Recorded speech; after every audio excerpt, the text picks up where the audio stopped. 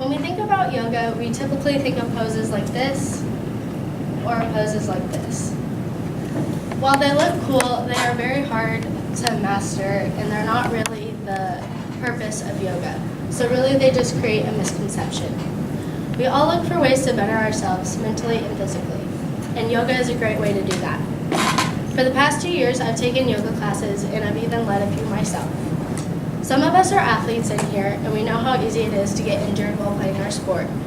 And if you're not an athlete, we're all teenagers and we all know how stressful school and just life in general can be. So yoga is a great way to prevent injuries because it includes a lot of stretching and it's also a great stress reliever. So today I'd like to talk about the different types of yoga, the mental health benefits with it, and how it's a good way to get exercise. So let's start by learning the basic types of yoga. In a 2019 article by the Yoga Journal, it states that the main types of yoga practice are vinyasa, restorative or yin, and hatha yoga. Vinyasa is a very flowy type of practice. You go from one pose to the next by using your breath. And in this practice, it really warms up your body because it takes blood to places that don't get good circulation.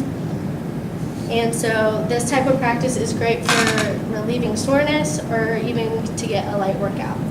But it's mostly known for like the warrior poses and those kind of flows, which a lot of people learn in like PE classes or SPS. It's really the basic types. And the next type I like to talk about is restorative or yin yoga. This is a really relaxing type of yoga. It brings your heart rate down because you hold the poses for 3 to 5 minutes at a time, which seems really long, but this is the best way to lengthen out your muscles and increase your flexibility.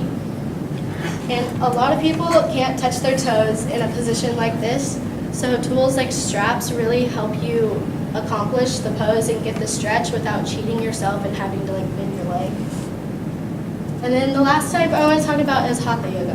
Hatha yoga is mainly a beginner's practice. You really focus on learning how to breathe correctly and learning a lot of the basic poses that you'll need for harder types of yoga.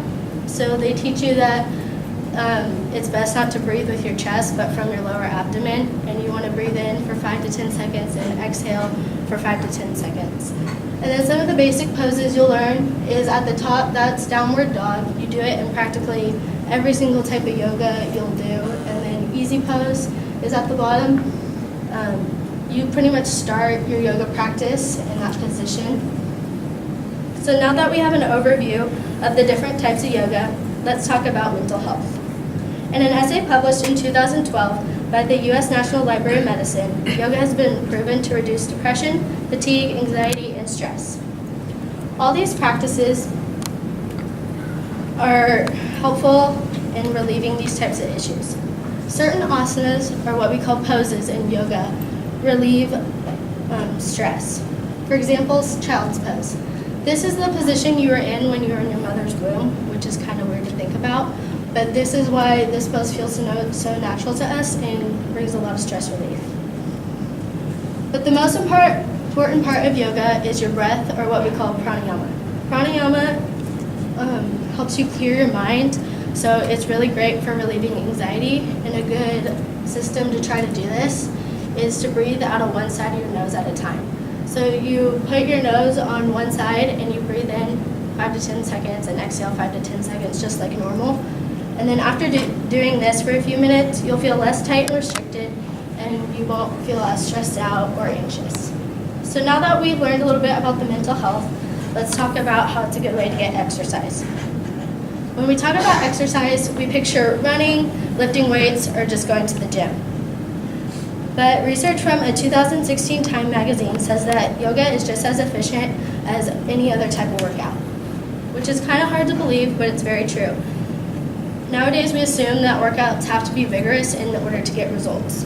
A 4-year study from Seattle Fred Hutchinson's Research Center discovered that middle-aged adults who practice yoga once a week gain 3 less pounds than people who practice like in a different type of workout. So a good type of yoga for workouts is power yoga. It still has a high intensity, so you're still getting a good workout, but it's a low impact on your joints, unlike weightlifting that's like really hard on your body.